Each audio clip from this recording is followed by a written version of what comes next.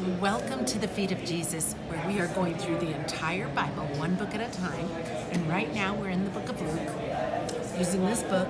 You know the drill. If you want this book, look at the link in the comments, and it'll be right there. I am so excited to share with you our location this week. I know behind me it doesn't look like much, but we're gonna go outside in just a minute and it's gonna knock your socks off. This is actually my anniversary, and we are at dinner with my cameraman. And so my cameraman tonight is my husband because, like I said, we're on our anniversary. And so, are you ready to go see the view?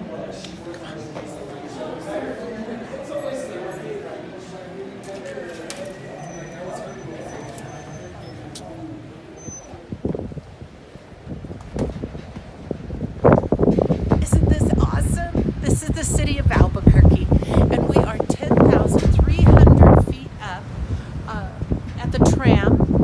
And so, isn't it gorgeous? We had to get up here by that. We are going to eat dinner at a restaurant just over there. I'm so excited to show you the view, but it's very, very cold out here. So we're going to go back in to do the filming and the verses. So come on and join me back inside. You're not having to wrestle with two different dang things.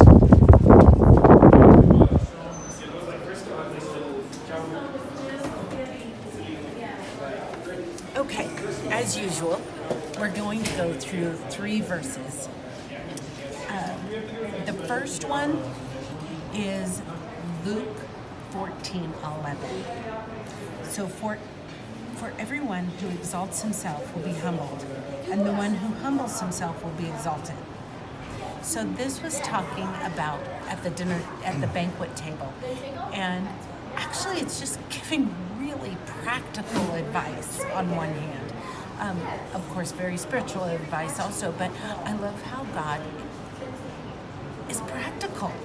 So he is saying, if you're invited to dinner, don't take the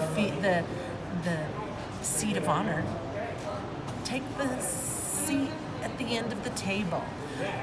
Don't act like you're the queen of the crowd. Go and sit at a lower stationed place. And if it was designed for you to have the table at the seat of honor, the host is going to go. Gentlemen, we are now ready for boarding. Please have tickets in hand. Head on down the line. We are now boarding.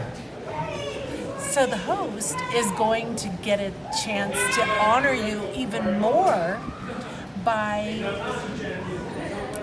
moving you to the seat of honor. And I just love the visual. I wanted to go through that. And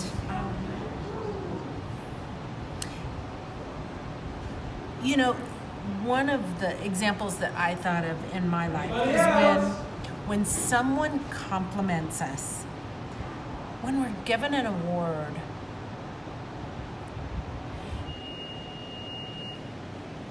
humbly accept that award or humbly accept that compliment. And sometimes I'm stuck with, what does that mean to be humble when we're given a compliment? It doesn't mean to shoo away the compliment. What it does mean is to accept it. In that example, it didn't say that the man should not sit in the seat of honor. It said that that man should wait to be given the honor of sitting at the seat of honor. So don't go into an award, don't go into a situation expecting to be complimented. But when you are, allow the person giving the compliment to get the joy from giving you the compliment.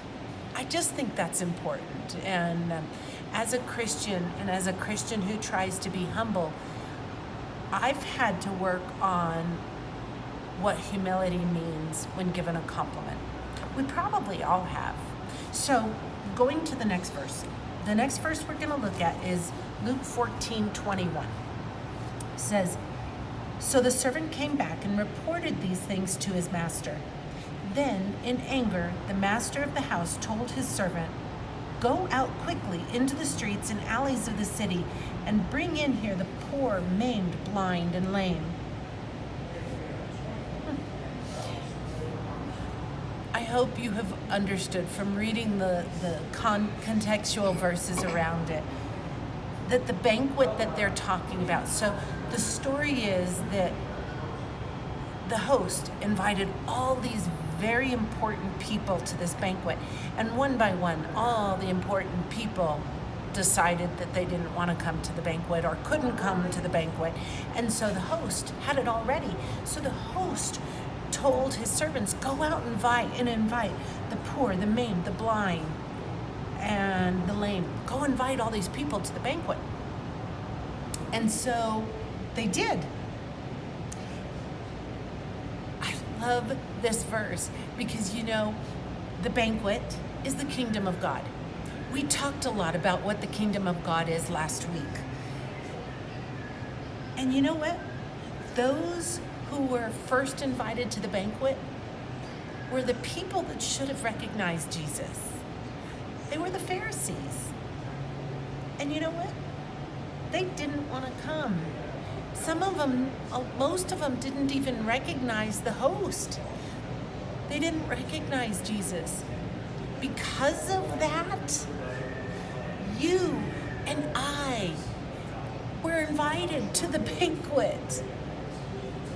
We were invited. So we were the poor, the maimed, the blind, and the lame. Folks, what this makes me realize is that verse that talks about the first shall be last and the last shall be first. That's always confused me, but we were the last.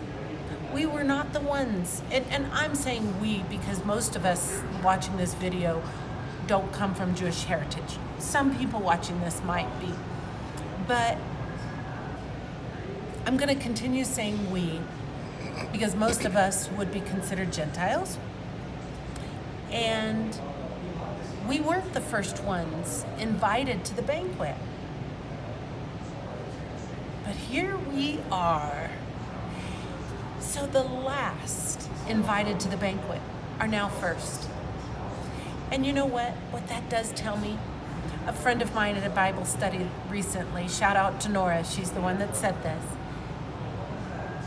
is that we need to have compassion on those people who were the first invited and decided not to come. I'm pretty quick to be a little judgmental on those Pharisees. And I think we need to give them a little bit of compassion. So shout out to Nora again. That's who told me, Heather, we need to love them, and you're right, we do. But you know what? We have people in our lives that don't know Jesus, and we do need to have compassion on them and love them. So, last verse, Luke 14:26. It says, "If anyone comes to me and does not hate his own father and mother, wife and children, brothers and sisters, yes, even his own life, he cannot be my disciple."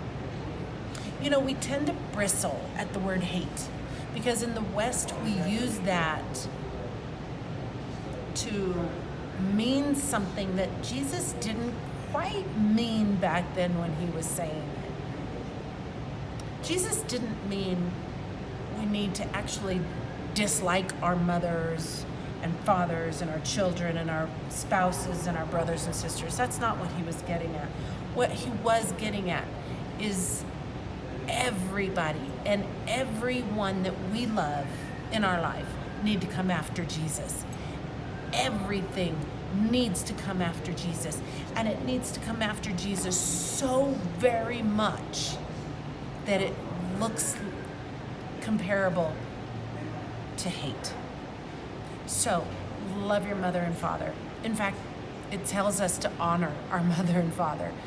It tells us to teach our children the ways of Jesus and and in so doing, invite them into a relationship with Jesus. But everyone and everything in our life comes after Jesus and comes a long way after Jesus. So, my friends,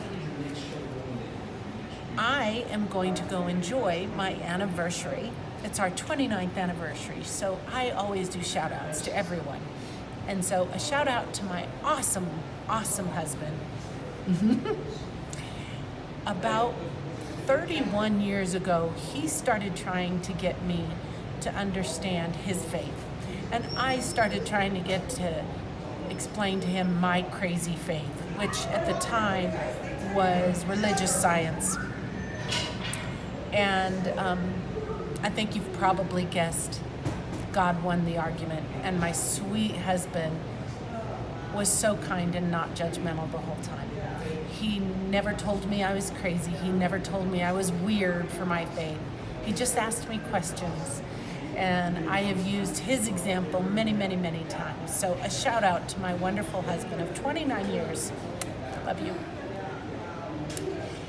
And as I say every week, bundle up those worries, ladies and gentlemen. Put them at the feet of Jesus, because he's got them. He's going to take care of them. And he loves you. And I love you too. Let's go back outside for one more look, shouldn't we? Hang on. We're going to go look.